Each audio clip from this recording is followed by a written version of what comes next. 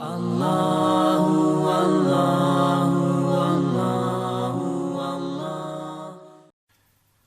الاعراف کی آیت نمبر 11۔ سورۃ الاعراف کا دوسرا رکوع اور 8ویں پارے کا 9واں رکوع۔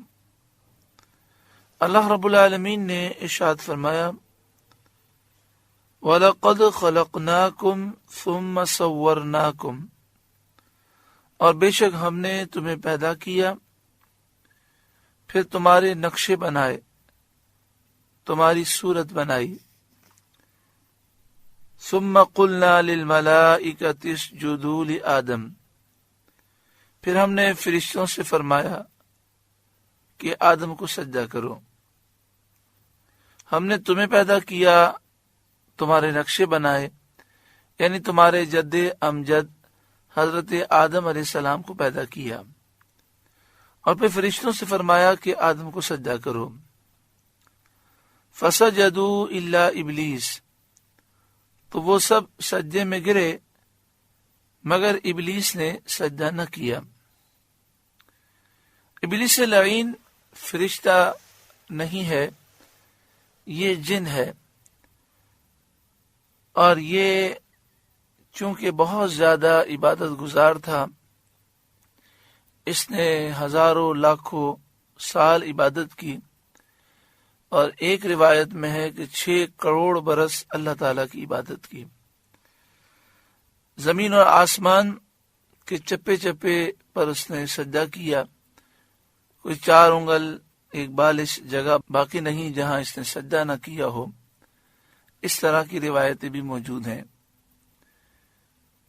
پھر اللہ تعالیٰ نے اسے مقام و مرتبہ دیا، آسمان دنیا کی حکومت، اس کا نظام اس کے سپرد کیا گیا۔ بعض روایتوں میں یہ ہے کہ جنت کی چابیاں اسے دی گئیں، بعض روایتوں میں یہ ہے کہ فرشتوں کا استاد بن گیا۔ تو جب سب فرشتوں کو سجدہ کرنے کا حکم ہوا تو فرشتوں کے علاوہ جو اور مخلوق ہے ان کے لیے بھی سجدے کا حکم تھا۔ ابلیس لعین فرشتوں کے درمیان تھا تو اسے بھی سجدے کا حکم ہوا، اس نے سجدہ کرنے سے انکار کر دیا۔ پہلے اس کا نام ابلیس نہ تھا، اس کے مختلف نام تھے۔ کسی آسمان میں زاہد مشہور تھا، کسی میں عابد مشہور تھا، لیکن اس نے جب حضرت آدم علیہ السلام کو سجدہ کرنے سے انکار کر دیا تو پھر یہ ابلیس لعین مشہور ہوا۔ لم یکن من الساجدین، یہ سجدہ والوں میں نہ ہوا، اس نے سجدہ نہ کیا۔ یہاں پر ہر شخص کے لیے عبرت ہے کہ اللہ تعالیٰ سے یہ دعا مانگنی چاہیے کہ اللہ تعالیٰ ہمیں اچھا انجام نصیب فرمائے۔ حدیث پاک میں ہے، انما الاعمال بالخواتیم، اعمال کا دار و مدار خاتمے پر ہے۔ ابلیس 6 کروڑ برس تک عبادت کرتا رہا اور کہاں سے کہاں پہنچ گیا، لیکن پھر اس نے غرور کیا اور حضرت آدم علیہ السلام کی بیعت بھی کرنے کی وجہ سے برباد ہو گیا، ہمیشہ کے لیے لعنتی ہو گیا۔ ایسے کئی واقعات موجود ہیں کہ ابتدائی طور پر کچھ لوگوں نے بڑا مقام و مرتبہ پایا، مگر پھر نفس و شیطان کے بہکاوے میں آ کر غرور و تکبر میں مبتلا ہو کر ایمان سے محروم ہوئے، اپنے مقام و مرتبے کو انہوں نے کھو دیا۔ اللہ تعالی ہمیں سچی پکی توبہ نصیب فرمائے، تقوی و پرہیزگاری نصیب فرمائے، اور ہمیں استقامت عطا فرمائے، ہمارا خاتمہ بالخیر فرمائے۔ قال، اللہ تعالی نے فرمایا، ما منعک الا تسجد اذ امرتک، کس چیز نے تجھے روکا کہ تو نے سجدہ نہ کیا جب میں نے تجھے حکم دیا تھا؟ یعنی جب میں نے حکم دے دیا تو پھر تو تجھے سجدہ کرنا چاہیے تھا، تو نے سجدہ کیوں نہیں کیا؟ اس سے ثابت ہوتا ہے کہ امر وجوب کے لیے ہوتا ہے، کہ جب اللہ اور اس کے رسول کا امر ہو، حکم ہو، تو اس سے وہ چیز کرنا واجب ہو جاتی ہے۔ اور سجدہ نہ کرنے کا سبب معلوم کرنا یہ توبیخ کے لیے ہے، تاکہ لوگوں پر شیطان کی معاندت، دشمنی، اس کا کفر، اس کا تکبر اور اپنی اصل پر فخر کرنا اور حضرت آدم علیہ السلام کی اصل کی تحقیر کرنا لوگوں پہ ظاہر ہو جائے۔ شیطان سے یہ جو سوال کیا گیا، اس میں یہ حکمت تھی کہ لوگوں کو معلوم ہو جائے کہ یہ شیطان کیوں برباد کیا گیا، کہ اس نے حضرت آدم علیہ السلام کی توہین اور بے ادبی کی وجہ سے سجدہ کرنے سے انکار کیا۔ نبی کی توہین کی جائے، 6 کروڑ برس کی عبادتیں منہ پر مار دی جاتی ہیں۔ اس میں ان لوگوں کے لیے عبرت ہے کہ جو تھوڑی عبادت پر غرور و تکبر میں مبتلا ہو کر نبیوں کے سردار سرکار دو عالم صلی اللہ علیہ وآلہ وسلم کی ذات پر تبصرے کرتے ہیں اور اس ذات میں عیب تلاش کرتے ہیں جنہیں اللہ تعالی نے بے عیب پیدا فرمایا، جن کی حقیقت کو صرف اللہ ہی جانتا ہے۔ اللہ تعالیٰ ایسے لوگوں سے دوستی کرنے سے اور ان کے پاس بیٹھنے سے مسلمانوں کو محفوظ فرمائے، ان کی باتیں سننے سے اللہ تعالیٰ محفوظ فرمائے۔ قال انا خیر من، بولا میں اس سے بہتر ہوں، خلقتنی من نار، تو نے مجھے آگ سے بنایا، وخلقتہ من طین، اور اسے مٹی سے بنایا۔ اس سے شیطان کی مراد یہ تھی کہ چونکہ مجھے آگ سے بنایا اور آگ مٹی سے افضل و اعلیٰ ہے، تو جس کی اصل آگ ہوگی وہ افضل ہوگا اس سے جس کی اصل مٹی ہو۔ یعنی وہ نادان یہ کہنا چاہ رہا ہے کہ میری اصل آگ ہے، میں آگ سے بنا ہوں، اور آدم علیہ السلام کی اصل مٹی ہے، وہ مٹی سے بنے ہیں۔ چونکہ آگ مٹی سے افضل و اعلیٰ ہے، لہذا جس کی اصل افضل و اعلیٰ ہوگی وہ افضل و اعلیٰ ہوگا۔ اس خبیث کا، اس ناپاک کا یہ خیال غلط اور باطل ہے، کیونکہ افضل وہ ہوتا ہے جسے مالک و مولا فضیلت دے۔ فضیلت کا دار و مدار اصل پر اور جوہر پر نہیں، بلکہ فضیلت کا دار و مدار مالک کی اطاعت اور فرما برداری پر ہے۔ آگ کا مٹی سے افضل ہونا یہ بھی غلط ہے، کیونکہ آگ میں تیش ہے، تیزی ہے اور ترفع ہے، یہ تکبر کا سبب ہے، استکبار کا سبب ہوتا ہے۔ مٹی سے وقار، حلم، حیا، صبر حاصل ہوتے ہیں۔ مٹی سے ملک آباد ہوتے ہیں اور آگ سے جل کر ہلاک ہوتے ہیں۔ مٹی امانت دار ہے، جو چیز اس میں رکھی جائے مٹی اس کو محفوظ رکھتی ہے اور بڑھاتی ہے۔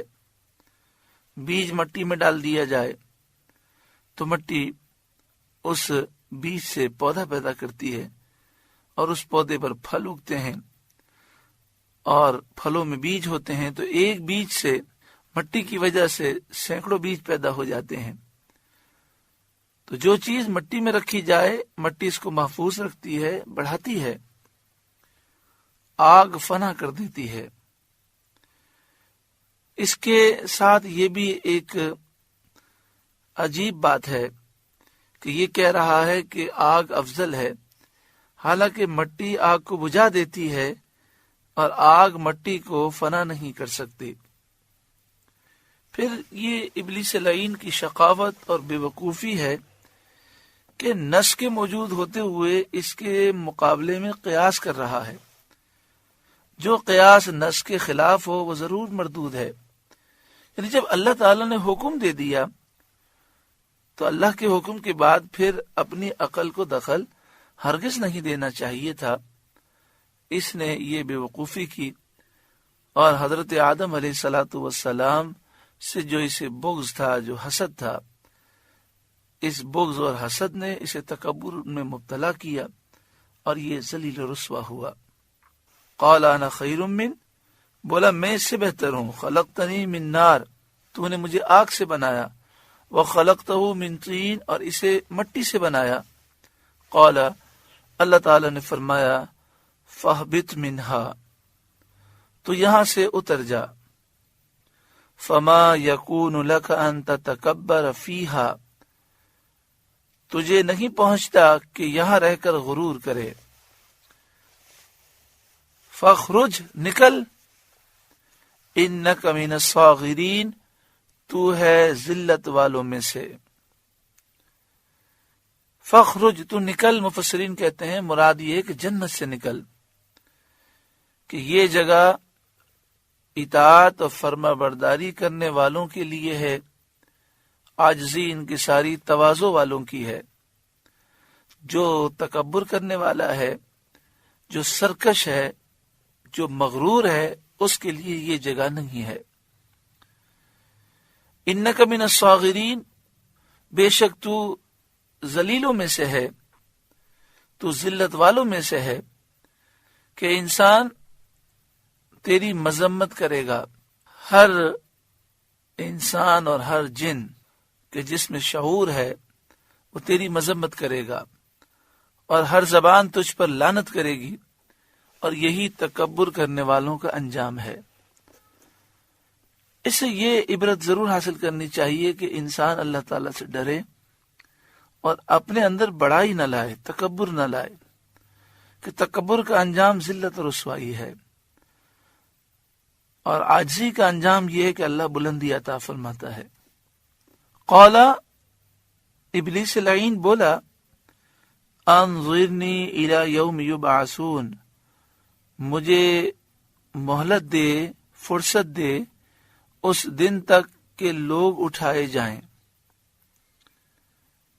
قال انک من المنظرین، اللہ نے فرمایا تجھے مہلت ہے، اور مدت اس مہلت کی سورہ ہجر میں بیان فرمائی گئی، انک من المنظرین الی یوم الوقت المعلوم، بے شک تجھے مہلت ہے وقت معلوم کے دن تک، یعنی جب پہلی سور پھونکی جائے گی، جب سب لوگ مر جائیں گے تو بھی اسی وقت مر جائے گا۔ شیطان نے یہ کہا کہ مجھے مردوں کے زندہ ہونے کے وقت تک کی مہلت چاہیے۔ اس نے کہا الی یوم یبعثون، مجھے مہلت دے اس دن تک کہ لوگ اٹھائے جائیں گے، پہلی سور پھونکی جائے گی، ساری چیزیں ہلاک ہو جائیں گی، پھر کچھ عرصے کے بعد دوسری سور پھونکی جائے گی، سب لوگ زندہ ہو جائیں گے۔ تو یہ چاہتا تھا کہ مجھے دوسری سور تک مہلت دی جائے، تو دوسری سور جب پھونکی جائے گی اس کے بعد پھر موت نہیں آئے گی، تو یہ موت سے فرار چاہتا تھا۔ اس کا مطلب یہ تھا کہ موت کی سختی سے بچ جائے، یہ قبول نہ ہوا، اور اس سے فرمایا گیا کہ پہلی جب سور پھونکی جائے گی اور قیامت آئے گی تو بھی ہلاک ہو جائے گا۔ قال، وہ بولا، فبما اغویتنی، تو قسم اس کی کہ تو نے مجھے گمراہ کیا، لأقعدن لهم صراطك المستقیم، میں ضرور تیرے سیدھے راستے پر ان کی طاق میں بیٹھوں گا۔ یہ اس کی بدبختی ہے، یہ لعنتی ملعون ہے کہ گمراہی کی نسبت کو اللہ کی طرف کر رہا ہے۔ خود اس نے تکبر کیا، غرور کیا، حضرت آدم علیہ السلام سے حسد، کینہ، بغض، عداوت رکھا، آدم علیہ السلام کی توہین، بے ادبی کی اور برباد ہو گیا، اور کہتا ہے قسم اس بات کی کہ اے اللہ تو نے مجھے گمراہ کیا، اب میں آدم کی اولاد سے بدلہ لوں گا۔ یہ شیطانی حرکت ہوتی ہے کہ انسان برائی کی نسبت اللہ کی طرف کرے۔ ہونا یہ چاہیے کہ اچھے کام ہو جائیں تو بندہ کہے یہ ہمارا کیا کمال ہے، رب العالمین نے فضل فرمایا اور کرم ہو گیا، ہم یہ کام کرنے میں کامیاب ہو گئے۔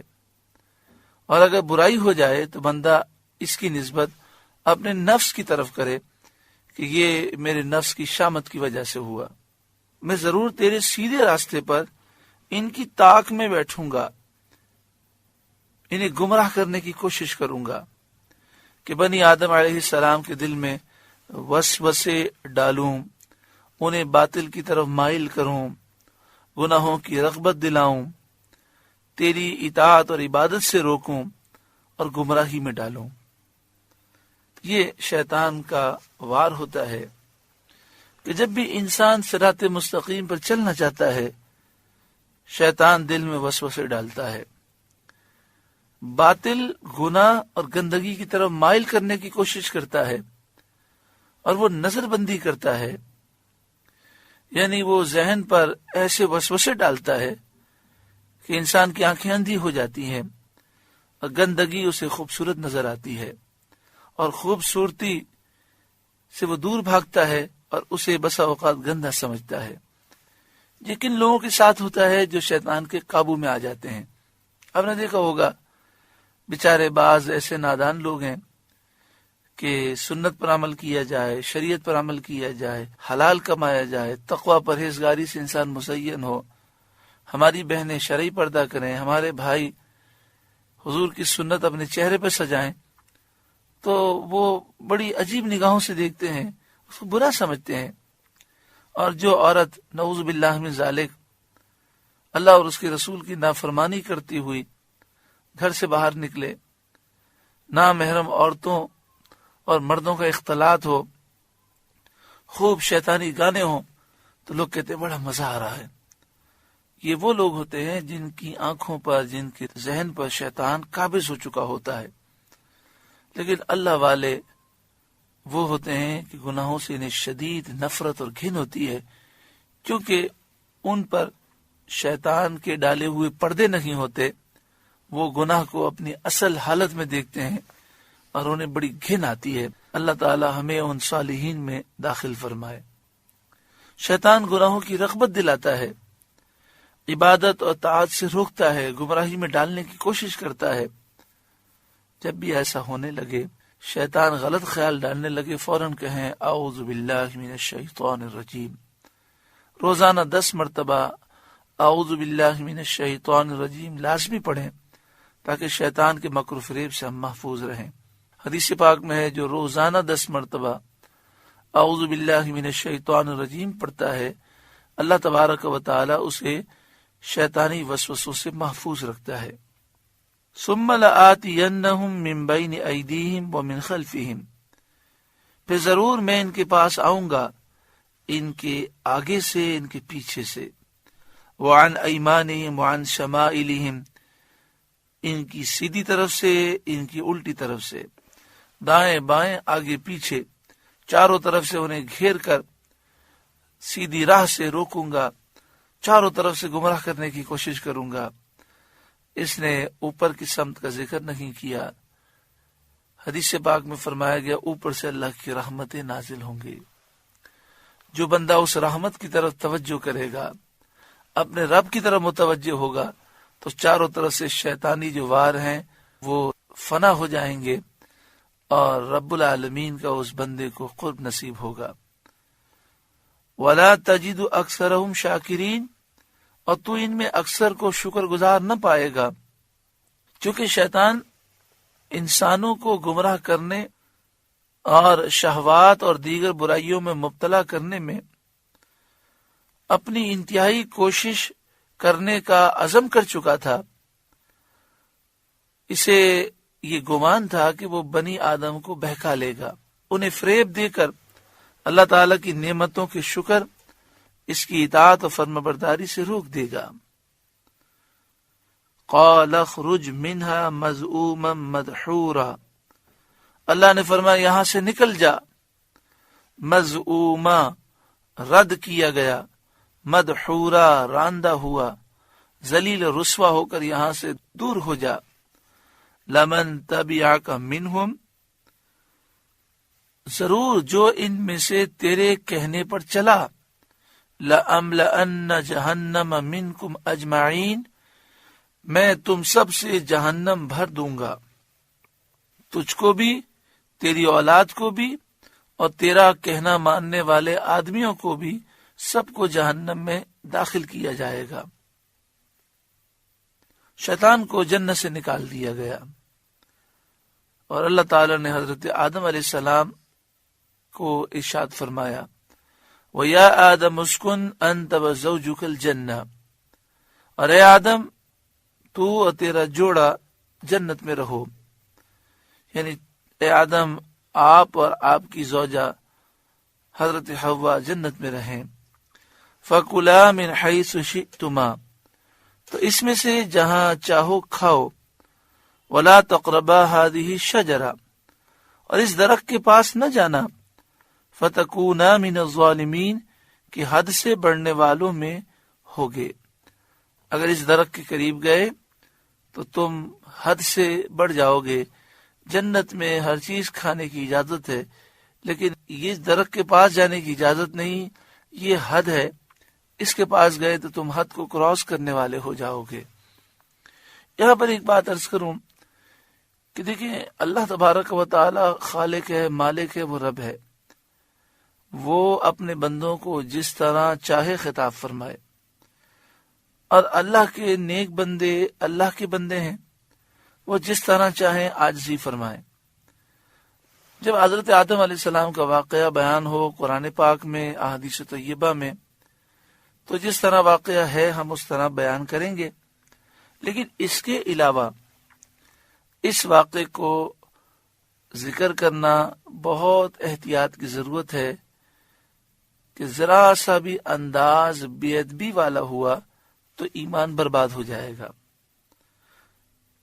میں ایک مثال آپ کو عرض کروں، یہ مثال صرف سمجھانے کے لیے ہے، بلا تمثیل بلا تشبیہ، کہ اس مثال کو اس مثال سے تشبیہ نہیں دی جا سکتی، صرف سمجھانے کے لیے ہے کہ ہمارے والد اور ہماری والدہ دونوں ہمارے لیے قابل احترام ہیں، لیکن ہمارے والد ہماری والدہ کے آقا ہیں۔ بیوی پر لازم ہے کہ وہ اپنے شوہر کی خدمت کرے اور اس کے حکم کی تعمیل کرے۔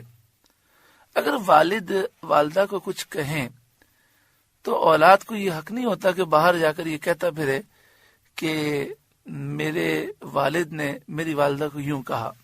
دوسری مثال لے لیں، آپ کسی کے شاگرد ہیں، جو آپ کے استاد ہیں، ان کے بھی جو استاد ہیں، جو آپ کے دادا استاد ہیں، تو ان کا تو استاد اور شاگردی کا معاملہ ہے، استاد اپنے شاگرد کو جس طرح خطاب کرے وہ استاد ہیں، اور جو شاگرد ہیں وہ شاگرد ہیں، وہ جس طرح بھی عاجزی کریں۔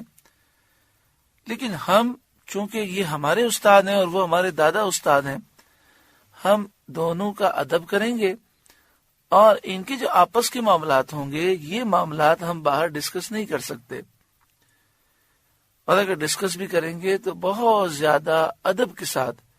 لیکن لوگ اس واقعے کو، حضرت آدم علیہ السلام کے واقعے کو بیان کرتے ہوئے جو منہ میں آتا ہے وہ کہتے ہیں، اور نعوذ باللہ من ذالک، اس طرح ایک مثال بنا دی لوگوں نے کہ اگر کوئی گناہ کر دے، کوئی غلطی ہو جائے اور آپ کہیں کہ یہ آپ نے کیوں کر دیا، تو کہتے ہیں کیا کریں، ہمارے جد امجد آدم علیہ السلام نے گناہ کیا تو ہماری فطرت میں گناہ کرنا لکھا ہوا ہے، نعوذ باللہ من ذالک۔ نبی کی طرف گناہ کی نسبت نہیں کی جا سکتی۔ یہ امتحان تھا اور یہ ایک راز تھا۔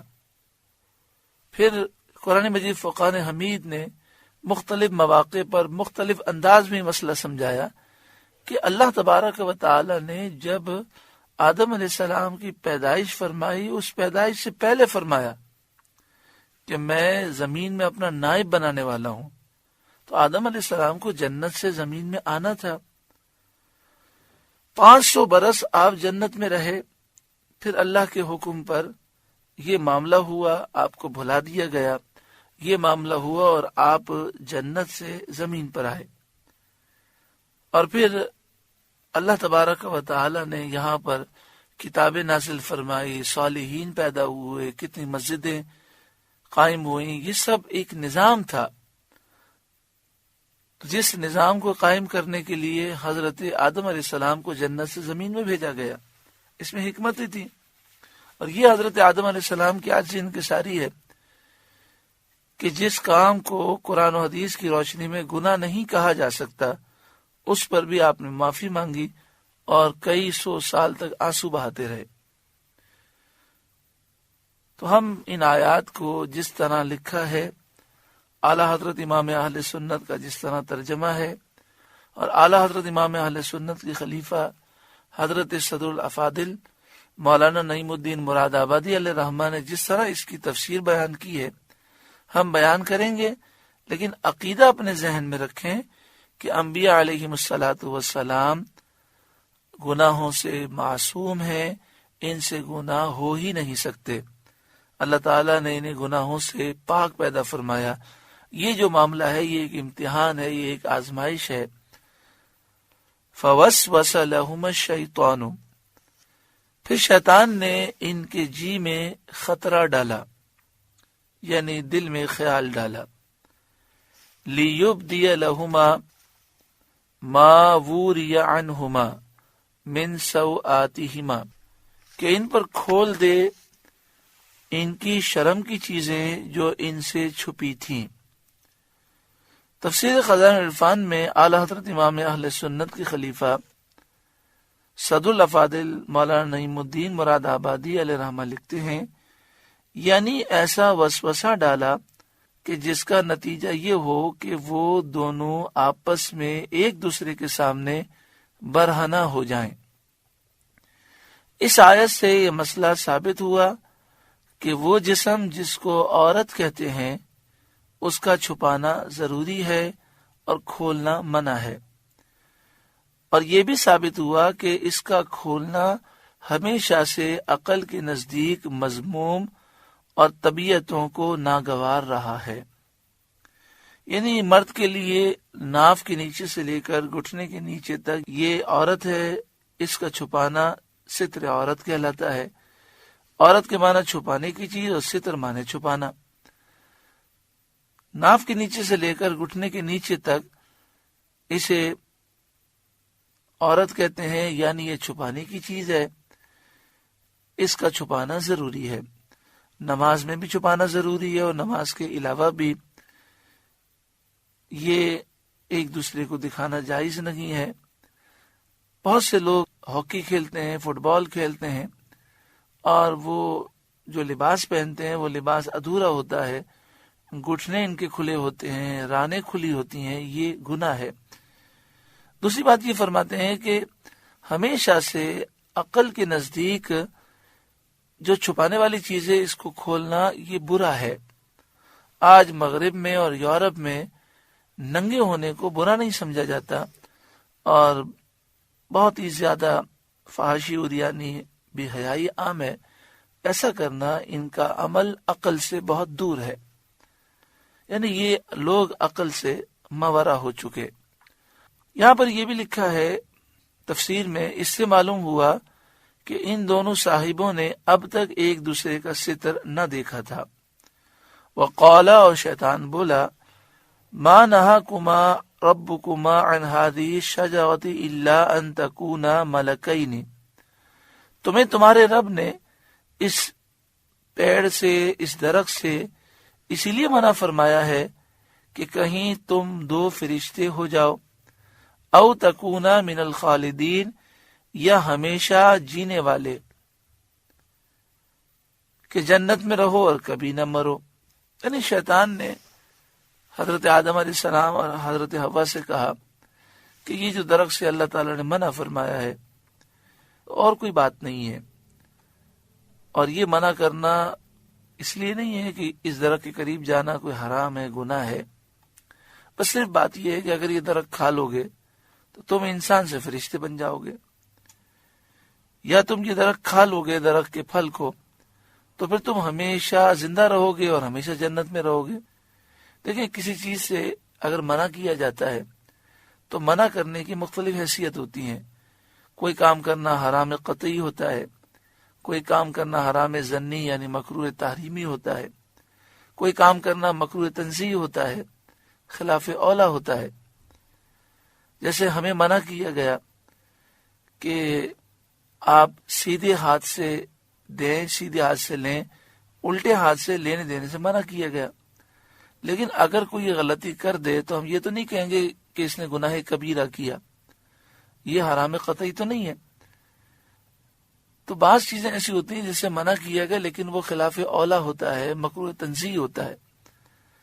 تو شیطان نے یہ کہا کہ اس سے جو منع کیا گیا ہے، یہ منع کرنا صرف اور صرف اس لیے ہے کہ اگر آپ یہ کھا لیں گے تو فرشتے ہو جائیں گے، ہمیشہ زندہ رہیں گے، جنت سے آپ باہر نہیں نکل سکیں گے، اس لیے منع کیا گیا۔ اور یہ جو منع ہے اگر آپ کھا بھی لیں گے تو یہ گناہ نہیں ہے۔ دوسری بات، قرآن مجید فرقان حمید میں یہ ذکر موجود ہے کہ حضرت آدم علیہ السلام بھول گئے۔ مفسرین نے اس پر کلام کیا کہ بھولنے سے کیا مراد ہے، تو فرمایا کہ بھولنے سے مراد یہ ہے کہ آپ کو وہ درخت بھلا دیا گیا۔ اب جب درخت بھول گئے اور شیطان یہ زور دے رہا تھا کہ اس درخت کو کھا لیں، تو آپ شیطان کی بات ہرگز نہ مانتے، کیونکہ شیطان دشمن ہے، اور دشمن اگر کوئی اچھی بات بھی کرے تو ہمیں اس پر بھروسہ نہیں آتا، ہو سکتا ہے اس میں ہمیں کوئی نقصان دینا چاہتا ہوگا۔ تو شیطان نے پھر قسم کھائی۔ حضرت آدم علیہ السلام نے یہ خیال کیا کہ شیطان کتنا بھی برا ہے، لعین ہے، لعنتی ہے، لیکن اللہ کے نام کی جھوٹی قسم تو کوئی نہیں کھا سکتا، کیونکہ انسان جیسا خود ہوتا ہے وہ دوسرے کو خیال فرماتا ہے، اور جھوٹی قسم کھانا اتنا برا ہے کہ جو اللہ کے نیک بندے ہوتے ہیں وہ یہ تصور بھی نہیں کر سکتے کہ ایک انسان اللہ کے نام کی جھوٹی قسم کھائے۔ وَقَاسَمَهُمَا إِنِّي لَكُمَا لَمِنَ النَّاصِحِينَ، اور ان سے قسم کھائی کہ میں تم دونوں کا خیر خواہ ہوں۔ فَدَلَّاهُمَا بِغُرُورٍ، تو اتار لایا انہیں فریب سے۔ معنی یہ ہے کہ ابلیس ملعون نے جھوٹی قسم کھا کر حضرت آدم علیہ السلام کو دھوکہ دیا، اور پہلا جھوٹی قسم کھانے والا ابلیس ہی ہے۔ حضرت آدم علیہ السلام کو گمان بھی نہ تھا کہ کوئی اللہ کی قسم کھا کر جھوٹ بول سکتا ہے، اس لیے آپ نے اس کی بات کا اعتبار کیا۔ فَلَمَّا ذَاقَ الشَّجَرَةَ، پھر جب انہوں نے وہ درخت چکھا، بدت لہما سوآتہما، ان پر ان کی شرم کی چیزیں کھل گئیں، اور جنتی لباس جسم سے جدا ہو گئے، ان میں ایک دوسرے سے اپنا بدن چھپا نہ سکا۔ اس وقت تک ان صاحبوں میں سے کسی نے خود بھی اپنا ستر نہ دیکھا تھا، اور نہ اس وقت تک انہیں اس کی حاجت پیش آئی تھی۔ وَاتَّفِقَا يَخْصِفَانِ عَلَيْهِمَا مِنْ وَرَقِ الْجَنَّةِ، اور اپنے بدن پر جنت کے پتے چپٹانے لگے۔ وَنَادَاهُمَا رَبُّهُمَا، اور انہیں ان کے رب نے فرمایا، أَلَمْ أَنْهَكُمَا عَنْ تِلْكُمَا الشَّجَرَةِ، کیا میں نے تمہیں اس پیڑ سے، درخت سے منع نہ کیا؟ وَأَقُلْ لَكُمَا، اور نہ فرمایا تھا، إِنَّ الشَّيْطَانَ لَكُمَا عَدُوٌّ مُبِينٌ، کہ شیطان تمہارا کھلا دشمن ہے۔ قَالَا، دونوں نے عرض کی، رَبَّنَا ظَلَمْنَا أَنفُسَنَا، اے رب ہمارے، ہم نے اپنا آپ برا کیا۔